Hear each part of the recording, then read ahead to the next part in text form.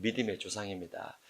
아브라함을 향해서 열국의 아버지가 되리라, 아비가 되리라 해서 이스마엘의 아버지이기도 하고 이삭의 아버지이기도 하고 때로는 카톨릭, 때로는 유대인, 때로는 개신교 모든 족속들의 아버지가 아브라함이라 이렇게 볼 수 있습니다.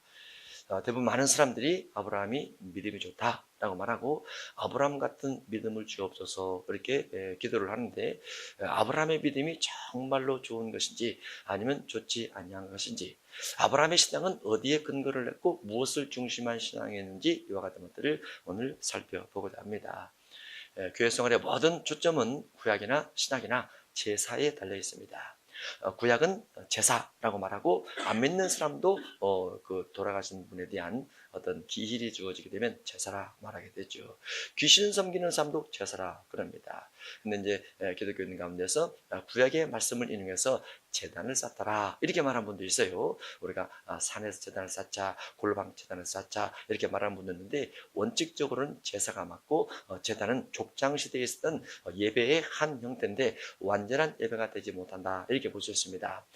더 정확하게는 로마서 12장 1절 이하에는 하나님께서 바울을 통해서 권면해 주신 그 예배, 세상을 떠난 예배가 하나님 앞에 가장 온전한 예배라 이렇게 볼 수 있고 또 요한복음 4장에 신령과 진정으로 드린 예배, 그 신령과 진정, 진리 따라 드린 예배가 로마서 12장 1절 이하에 세상을 멀리한 예배입니다. 그래 결국은 로마서 12장의 가장 중요한 예배 형태라고 볼 수 있는데 그와 같은 부분들을 구약에서는 이렇게 나타냈다라고 볼 수 있습니다. 그 중에서 가인과 아벨이 하나님 앞에 예배를 하고 또 지난주에 노아가 하나님 앞에 예배를 하고 오늘은 아브라함이 예배를 하고 또 이삭도 또 야곱도 예배를 샀습니다.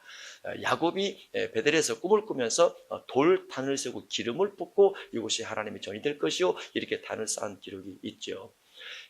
아브라함도 단을 쌓습니다. 어떻게 보면은 다른 사람보다도 아브라함이 단을 많이 쌓습니다. 그런데 단을 많이 쌓기는 하는데 하나님께서 원하시는 단을 쌓은 것이 아니고 자기가 원하는 단을 쌓았더라 이렇게 볼 수 있어요. 그래서 하나님께서 원하시는 예배를 드리는 것이 맞느냐 아니면 내가 원하는 예배를 하는 것이 맞느냐라고 했을 때 하나님께서 원하시는 예배를 하는 것이 가장 정확합니다. 그런데 아브라함은 하나님께서 원하시는 예배가 아닌 자기가 원하는 예배를 드림으로 하나님의 응답이 잘 주어지지 않았던 역사들을 경험하게 됩니다.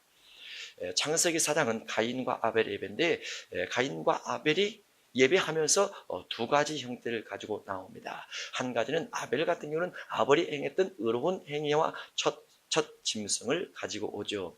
가인 같은 경우도 가인의 악을 가지고 오고 그리고 가인이 농사 짓는 것 중에서 소산을 가져와서 예물을 드립니다. 그래서 가인도 아벨도 사람 몸이 나오고 반드시 첫 소산이든지 어떤 소산이든지 아니면 짐승의 첫 썩이든지 가지고 와서 예배를 드리는 모습이 창세기 4장에 되어 있어요. 어쨌든 가인과 아벨 예배 속에는 그들의 삶과 그들의 예물이 들어가 있습니다. 창세기 9장에 보면 노아가 예배를 드리는 부분이 나와요. 물론 단을 쌓습니다. 그런데 노아가 단을 쌓을 때 정결한 짐승 중에서 정결한 새 중에서 구분해서 하나님 앞에 예물을 드렸다라고 되어 있습니다. 그러니까 하나님께서 인간이신 하나님께서 아담을 만드신 이후에 하나님 앞에 예배 드렸다라고 했던 가인, 아벨 그리고 노아까지는 그래도 하나님 앞에 예물을 준비해서 드렸고 정결한 짐승 중심에서 예물을 드린 부분이 기록이 됐는데 아브라함은 창세기 12장에서 하나님의 부름받아 떠나가면서 아브라함의 특징 단 속에 예물이 없더라 이렇게 볼 수 있습니다. 이게 다른 믿음의 선진들과 좀 다른 모습입니다. 우리가 아브라함 믿음의 조상이지만은 어떤 부분에서는 믿음이 온전치 못하고 믿음이 실패를 하고 믿음이 실수를 하고 아주 많은 잘못들을 저지릅니다. 그 저질렀던 많은 잘못으로 인해서 여러 가지 아브라함에게 피해가 오는 부분도 있고 자손들에게 피해가 오는 부분도 분명히 있음을 간과할 수는 없어요. 그래서 그런 부분을 살펴보므로 우리가 하나님 앞에 온전한 예배를 드리는 것을 한번 살펴보자 그 말이죠. 창세기 12장 4절을 보면 이에 아브라함이 여호와의 말씀을 따라갔고 롯도 함께 갔으며 아브라함이 하란을 떠날 때 75세더라 라고 되어 있습니다. 우리가 아브라함이 갈대아 우르에서 떠나 가나안 땅에 갔다 이런 부분들이 창세기 12장에서는 하란을 떠나 갔더라 라고 되어 있어요. 그래서 창세기 12장에서 하란에서 하나님의 음성을 듣고 가나안 땅에 가게 된 겁니다. 그런데 왜 한쪽에서는 갈대아 우르에서 떠났다고 하는가? 이것은 갈대아 우르에서는 아버지 데라가 떠나는 겁니다. 그리고 아버지 데려가 가족들을 이끌고 갈 때 아브라함까지 조카로까지 데리고 가서 하란에 머무르다가 하란에서 아버지가 돌아가시고 그 데라가 돌아가시고 그 다음에 하나님께서 재차 아브라함을 부르면서 아브라함이 75세에 가나안 땅에 들어오게 됩니다. 그러니까 아브라함이 갈대아우를 떠날 때는 75세 이전이라 그렇게 볼 수 있죠. 어쨌든 히브리서 11장에 보면 아브라함이 믿음으로 나갔고 갈 바를 알지 못하며 하나님께서 부르신 그 땅에 갔더라라고 해서 믿음으로 간 것은 틀림없다, 이렇게 기록이 되어 있습니다. 그러나 창세기 4장에서 가인과 아벨의 예배와 창세기 9장에서 노아가 드린 예배 속에 있는 예물적인 부분이 아브라함 속에는 빠져있다는 것을 우리가 한번 살펴보도록 하겠습니다. 5절입니다. 아브라함이 그의 아내 사레와 조카 롯과 하란에서 모은 모든 소유와 아브라함이 소유가 있었죠. 아버지가 분명하시고 하나님께서 아브라함에게 말씀하시면서 아브라함에게 하란에서 모은 소유가 있었어요. 아마 짐승도 있었고 비둘기도 있었고 여러 소유가 있었겠죠. 얻은 사람들 이끌고 가나안 땅으로 가려고 떠나서 마침내 가나안 땅에 들어갔더라. 아브라함이 그 땅을 지나 세겜 땅 모래 상수리 나무에 이르니 그때 가나안 사람이 그 땅에 거주하였더라. 여호와께서 아브라함에게 나타나 이르시되 내가 이 땅을 내 자손에게 주리라 하신지라. 자기에게 나타나신 여호와께 그가 그곳에서 제단을 쌓되 정결한 짐승도 드리고 정결한 비둘기도 드리고 깨끗한 것을 구분해서 드렸더라라는 부분이 빠져 있습니다.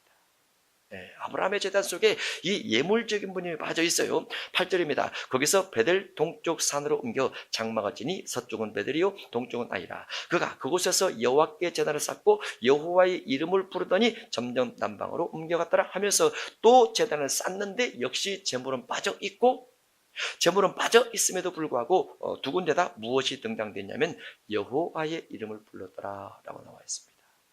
여호와의 이름 불렀더라. 제물은 빠져 있는데 여호와의 이름 불렀더라. 무슨 차이가 있습니까? 여호와라는 것은 언약의 하나님이십니다. 그래서 아브라함이 제단을 쌓을 때 하나님은 하나님의 약속을 지키시옵소서 하면서 제단을 쌓았다는 겁니다. 여호와는 약속의 하나님이기 때문에 나는 하나님의 말씀을 쫓아 하란을 갈대아우를 위해서 하란에서 가나안 땅으로 옮겨가면서 하나님의 말씀에 순종해서 왔는데 하나님께서 말씀하신 약속은 어디 있습니까? 하나님의 이름이 여호와라면 여호와께서 약속을 지키셔야 되는데 제가 단을 쌓음에도 불구하고 여호와의 이름 부를 때 여호와께서 왜 응답지 아니하십니까? 라는 부분이 그 의미 속에 들어있는 거죠. 하나님께서 창세기 12장 1절에서 아브라함에게 약속을 주십니다. 너는 너의 고향과 친척과 아버지의 집을 떠나 내가 내게 보여줄 땅으로 가라. 내가 너로 큰 민족을 이루게 하겠다. 하나님께서 나를 통해서 큰 민족을 이루게 하겠다고 말씀하셨으면 큰 민족을 주셔야지, 큰 민족을 안 주시고 나를 가라고 하는 곳에 순종해서 갔으면 왜 하나님은 하나님의 약속을 지키지 아니하십니까? 여호와요 했다는 거죠. 여호와요. 그래서 단을 쌓고 여호와를 부릅니다. 그런데 노아도 정결한 짐승 중에서, 정결한 새 중에서, 그 다음에 아벨도 젖것을 가지고 하나님 앞에 의인된 삶을 살면서 예물을 드렸는데 아브라함은 그 부분이 빠져 있다는 거죠.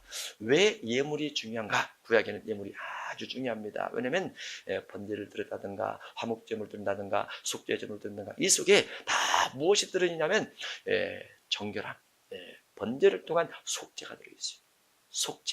속죄가 들어있고 예물이 들어있습니다. 그러면 속죄와 예물이 들어있는 이 두 가지를 아브라함이 하나님 앞에 단을 쌓으면서 뺐다고 말이죠. 그러니까 하나님께서 아브라함을 만나서 뭔가 말씀을 주시긴 하지만 그 믿음 따라 뭔가 응답을 주긴 하지만 그가 정결케 되지 못한 상태에서는 하나님께서 그에게 온전한 응답을 줄 수 없더라고 말이죠.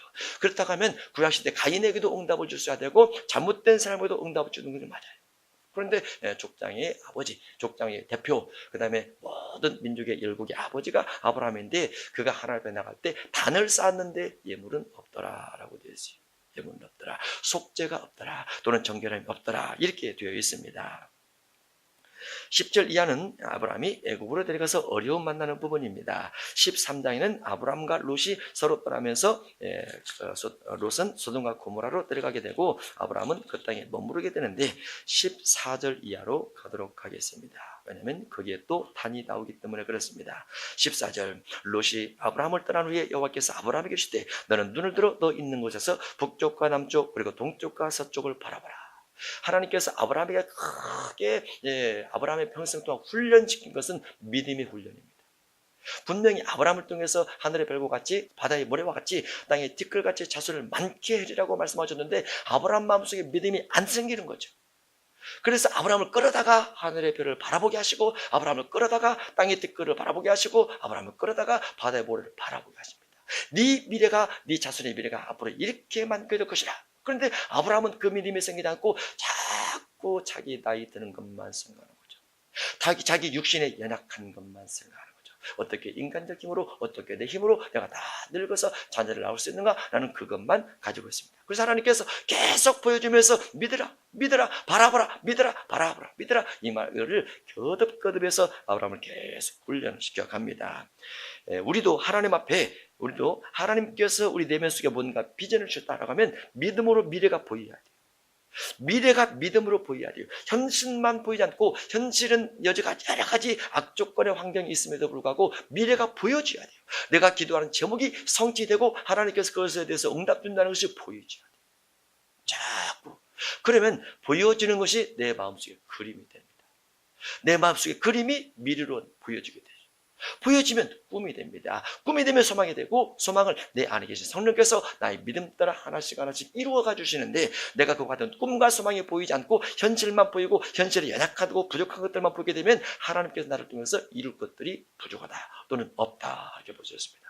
그래서 꿈꾸는 자가 되고 있느냐, 미래를 바라보고 있는 꿈꾸는 자가 되고 있느냐, 이것은 아주 중요합니다. 그렇게 꿈꾸는 자가 되고 그것이 성령 안에서 기도화되어져서 기도로 말미암아 그것이 이루어지도록 간구하고 있느냐, 이것은 믿음의 사람들에게 절대로 필요한 신앙의 열매 맺는 삶이라고 볼 수 있어요.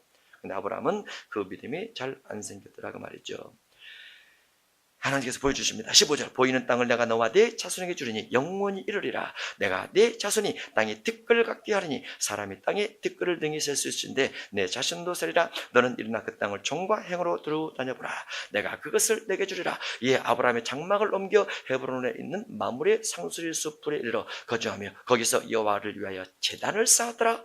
여호와를 위해서 분명히 제단을 쌓았어요. 그런데 이때도 창세기 13장에 보면 12장 10절 이하에서 아브라함이 애굽으로 날아가서 사라를 누이라 말하고 그를 뺏기려다가 바로 왕을 통해서 많은 재물을 이끌고 나옵니다.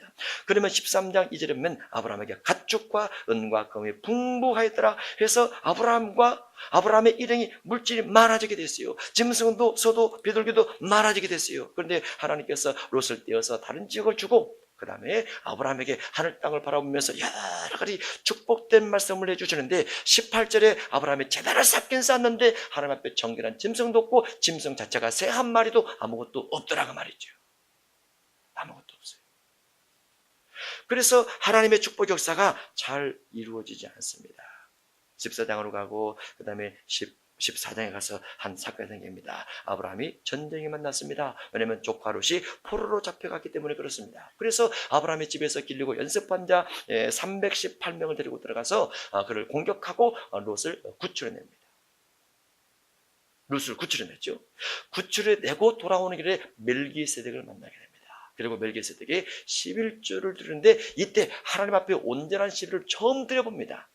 제단을 쌓으면서는 번제도 없고 화목제물도 없는데 멜기세덱을 만나자 하나님 앞에 예물을 드리듯이 11조를 딱 드리게 돼요. 그리고 11조를 받은 멜기세덱이 그가 재상된 권위로 아브라함에게 축복을 빌어주고 이후에 하나님께서 아브라함에게 축복을 주는 부분이 연계되어 쭉 갑니다. 그리고 15장에 하나님께서 아브라함에게 환상을 보여주시면서 내 자손이 하늘 땅과 같으리라 바다의 모래 같으리라 라고 말씀하시는데 아브라함이 여기서 믿음이 생겨요.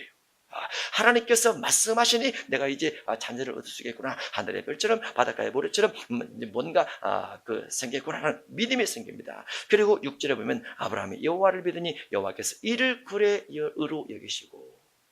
근데 물질적 관점에서 보면 앞에서 두 번 단을 쌓을 때는 하나님께서 엄청난 뭔가를 주지 않고 뭔가 교훈하고 뭔가 나무라고 이렇게만 말씀하시다가 멜기세덱이 11조를 들고 나니 아브라함 마음속에 믿음이 확 생기더라. 그런데 믿음이 생긴 이후에 하나님께서 아브라함에게 요구하는 것이 있습니다. 9절입니다. 9절 여호와께서 그에게 이르시되 나를 위하여 3년 된 암소와 3년 된 암염소와 3년 된 순양과 산비둘기와 집비둘기 새끼를 가져올지니라 라고 요구를 해요. 이전에 단을 쌓을 때 한 번도 요구치 않았던 하나님께서 창세기 15장에서 아브라함에게 요구를 하는데, 하나님께서 아브라함에게 요구하는 것도 온당치는 못합니다. 왜냐하면 하나님께서 요구했던 내용들이 이전에 노아가 단을 쌓거나 아벨이 단을 쌓거나 또는 그 후에 야곱이 단을 쌓거나 이런 부분과 같지가 않아요. 왜냐하면 모든 예배를 드리는 사람은 구약이든지 신약이든지 제일 중요한 것이 짐승 가운데 정결함이 있느냐 이거란 말이죠. 깨끗함이 있느냐 그거란 말이죠. 점도 없고 흠도 없고 책망받을 것도 없는 모습, 책망받을 것도 없는 그와 같은 짐승을 가지고 예배를 하는 것이 가장 중요한데, 하나님께서 아브라함에게 요구한 것은 흠도 점도 없는 것이 없습니다. 또 하나, 하나님께서 언제나 양과 염소를 요구할 때는 1년 된 것을 요구하시는데 여기는 3년 된 걸 요구하십니다. 그 당시는 1년 된 것이 비쌀까요? 3년 된 것이 비쌀까요? 3년 된 것이 비싸죠. 3년 된 것이. 왜냐하면 새끼를 할 수 있죠. 새끼를. 3년 된 암소와 3년 된 암염소와 3년 된 순양과. 그래서 오래된 짐승이로 비쌀 수 있는 그와 같은 시대인데, 하나님께서 아브라함에게 요구를 하실 때 네가 소유한 것을 내놔라 말이죠. 내가 애굽의 바로왕을 통해서 너에게 준 재물을 내놔라 말이죠. 그것은 네 것이 아니고 내 것이다. 왜 하나님께서 이것을 요구했을까? 아브라함에게 복주기 위한 부분이죠. 네가 물질적 욕심이 있어 제단을 쌓고 여호와 이름을 부르면서 하나님은 하나님의 약속을 지키시옵소서 라고 기도함에도 불구하고 너는 정결함에 빠져있고 너는 예물이 없지 않느냐 그 말이죠. 2번이나 제단을 쌓고 3번이나 제단을 쌓음에도 불구하고 너는 빈손이지 않느냐 그 말이죠. 그래서 하나님께서 이 부분에서는 많은 것들을 요구합니다. 이전에 드리지 못한 모든 것을 다 통틀어서 다 요구를 하듯이 3년 된 것을 여러 마리를 요구를 하게 됩니다. 그리고 하나님께서 아브라함에게 말씀을 쭉 주시죠. 네 후손이 이방 기억에 대하여 그들을 섬기겠고 사대만에 돌아오리라 이렇게 말씀 주십니다. 그리고 이어서 쭉 가면서 16장에서 하갈을 통해서 이스마엘을 얻고 17장에서 할례 언약을 받으면서 18장에서 소돔가는 새 천사를 만나게 되죠. 그리고 나그네를 대접합니다. 나그네를 대접하면서 불의 중에 천사를 대접하게 되고, 천사 대접한 것이 결국은 축복이 돼서 롯이 소돔성 가운데서 구원받게 되게 되는데, 20장에 가서 아브라함이 아비멜렉을 만나면서 실수를 하여 자기 아내를 누이라고 말하게 됩니다. 그건 하나님의 은혜 가운데서 다시 빠져나오게 되면서 21장에 이삭을 얻고 22장에 이삭을 번제로 바칩니다. 이삭을 번제로 바쳐요. 아브라함이 하나님 앞에 번제라는 단어를 처음 쓸 만큼 중요한 곳입니다. 단을 쌓았더라, 또 단을 쌓았더라, 또 단을 쌓았더라. 단을 쌓을 때 주께서 말씀을 주셨으나 그에게 온전한 축복을 주지 못했고, 창세기 15장에서 3년 된 것을 요구했을 때 아브라함의 3년 된 걸 가지고 예배를 드렸는데 하나님께서 내 후손이 이방에 객이 되어 그들을 섬기고 사대만에 돌아오리라 라고 고생 또 고생에 대해서 말씀하셨는데, 창세기 22장에 와서 네 자식, 네가 사랑하는 독자, 네가 아직 100세 때 얻은 아들을 내게 번제로 바치라 라고 요구를 해요. 그런데 이때 아브라함의 마음에 깊이 깨닫게 됩니다. 하나님께서 요구하시는 것은 정결함이구나, 믿음이구나, 죽지만 산다는 것을 믿어야 되는구나, 내가 예물을 드리면 주께서 채워주신다는 걸 믿어야 되는구나 라는 믿음이 생겨요. 앞에 있는 어떠한 예물보다도 확실한 예물입니다. 앞에 있는 어떠한 짐승에 대가보다도 확실한 짐승이에요. 확실한 짐승. 그래서 하나님께서 아브라함에게 요구할 때 아브라함이 이런 방법 말도 하지 않고 75세 하나님께서 부름받아서 100세의 잔치를 얻고 이삭의 나이가 한 13에서 15살 정도 됐을 때, 그래서 하나님께서 부름받은 이후에 거의 40년 가까이 됐을 때 아브라함 마음속에 하나님 앞에 예물을 드릴 때는 번제로 드리는데 이 번제가 속죄가 들어가야 되고 이 번제 속에 예물이 들어가면서 나를 헌신할 때 하나님께서 내 예배를 받으시는구나 라는 것을 깨닫고 그대로 이삭을 데리고 와서 죽여버립니다. 칼로 잡아 죽여버리려고 합니다. 실제로 죽인 것과 똑같다라고 되어 있어요. 아주 죽여버린 것과 똑같다라고 되어 있어요. 왜냐하면 완벽하게 죽여서 완벽하게 살아날 걸 믿기 때문에. 그래서 거의 죽였습니다. 하나님께서 말리셔서 죽이지 못하겠지만 거의 죽인 것과 똑같다라고 볼 수 있어요. 그래서 하나님께서 사람에게 어떠한 예배를 요구할 때는 그 예배가 사람에게 복 주시기 위한 예배인데, 그 예배 속에 반드시 무엇이 들어가야 되느냐? 정결함, 거룩함, 흠 없는 것, 점 없는 것, 책망받을 것도 없는 것이 절대로 요구되어진다라고 볼 수 있습니다. 그러면 신약시대 같은 경우는 어떻게 흠도 없고 점도 없고 책망받을 것도 없이 주 앞에 예배할 수 있는가? 그것이 로마서 12장 1절에 되어 있습니다. 그러므로 형제들아, 내가 하나님의 모든 자비하심으로 너희를 권하노니 너희 몸을 하나님이 기뻐하시는 거룩한 산 제물로 드리라. 우리 몸이 제물입니다. 몸이 제물인데 제물은 항상 무엇이 요구된다고요? 거룩함과 깨끗함, 점도 없고 흠도 없고 책망받을 것도 없는 그와 같은 몸이 요구가 돼요. 몸도 영혼도 다 깨끗하게 돼야 돼요.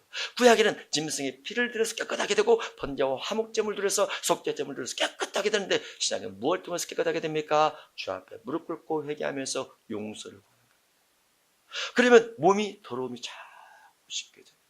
몸의 마음에 악한 것들이 자꾸 씻게 내려가게 되죠. 그래서 하나님께서 기뻐하시는 거룩한 산 제물로 드리라. 몸을 살아있는 제물로 드리라. 몸을 깨끗하게 만들어서 주 앞에 드리라고 말이죠. 이것이 너희가 드릴 영적인 예배인데 하나님께서 그와 같은 영적 예배를 원하신다고 말이죠. 마음도 몸도 정결케 드려서 하나님 앞에 드려진 제물. 2절 너희는 이 세대를 본받지 말고 세대를 본받으면 영혼이 정결케 될 수가 없어요. 세대에 따라가면 영혼이 정결케 될 수가 없어요. 다 그러는데 그렇게 하면 정결케 될 수가 없어요. 믿음의 사람이란 세상 가운데서 구별되어져 들어오는 사람입니다. 세상 따라 사는 것에서 구별되어져서 이제는 주님 말씀을 듣는 삶을 싸우면서 기도하면서 간구하면서 나아가 보겠습니다 하고 들어온 것이 성도예요.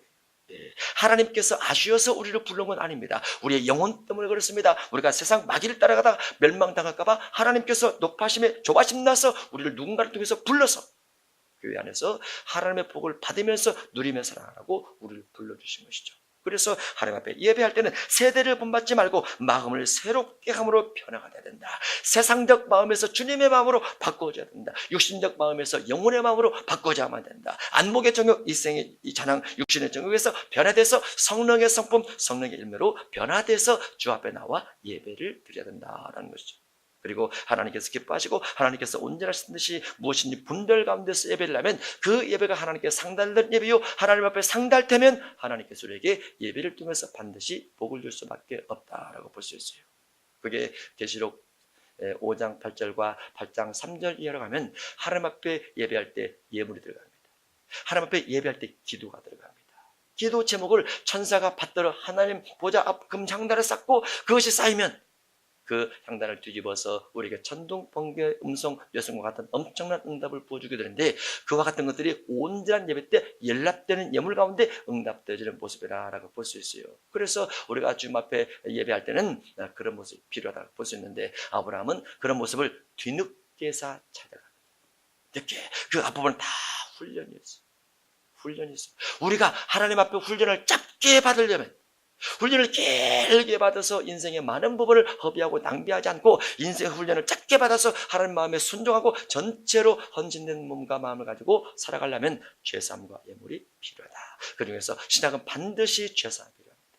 신약은 구약처럼 예물을 많이 요구하지 않아요. 오히려 구제나 성교를 더 많이 요구하십니다. 그러나 죄사함은 구약보다 훨씬 더 많이 요구를 합니다.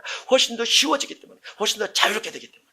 그래서 주 앞에 예배할 때마다 처음에 주여 우리가 이런 죄를 지어 사오네 주께서 불쌍해서 용서하시고 주의 피로 덮어주시고 주의 피로 깨끗하게 하시옵소서. 내가 주 앞에 예배하러 왔나이다. 부정한 몸 더러운 몸이 있지만 주 앞에 예배하라고 주의 귀를 깨끗하게 씻어주셔서 주의 말씀을 듣고 말씀을 따라 순종하며 살아갈 수 있는 능력과 은혜를 베풀어 주옵소서. 이렇게 기도한다면 우리는 흠 없는 일련된 양을 잡아서 주 앞에 드린 것과 같다라고 볼 수 있어요. 물론 지금은 신약 시대 때문에 지문서 잡지 않지만은 그렇게 회개하면서 기도할 때 예배할 때 하나님께서 우리 예배를 받으신다라고 볼 수 있죠. 요한복음 4장입니다. 23절입니다. 아버지께 참되게 예배하는 자들은 영과 진리로 예배할 때가 오나니 곧 이때라. 영과 진리로. 아버지께서는 자기에게 이렇게 예배하는 자들을 찾으시니라. 하나님은 영이시니 예배하는 자가 영과 진리로 예배할지니라. 하나님은 영적인 존재니까 우리가 영적인 삶, 영적인 마음, 영적인 생각, 영적인 가치, 영적인 목적, 영적인 생활을 가지고 주 앞에 예배해야 된다. 노아나 또는 그 가인, 아벨처럼 하지 않았던 아브라함의 재물이 있음에도 불구하고 하지 않았던 모습 속에서 우리가 마음에 묵상을 하면서 번제나 화목제물의 중요함, 그러니까 속죄의 중요함을 생각하면서 함께 기도하면 좋겠습니다. 우리가 하나님 앞에 연락될 예물, 연락될 기도, 연락될 모든 것이라는 것은 속죄와 관련되어 있어요. 특히 신학시대는 기도가 자유롭게 되고 하나님의 성전의 가장 중요한 기능이 예배와 회개를 위한 기도가 주가 되기 때문에 그런 부분을 안고 간다면 하나님께서 우리의 삶에 반드시 축복하시고 능력을 베풀어 줄 줄로 믿습니다.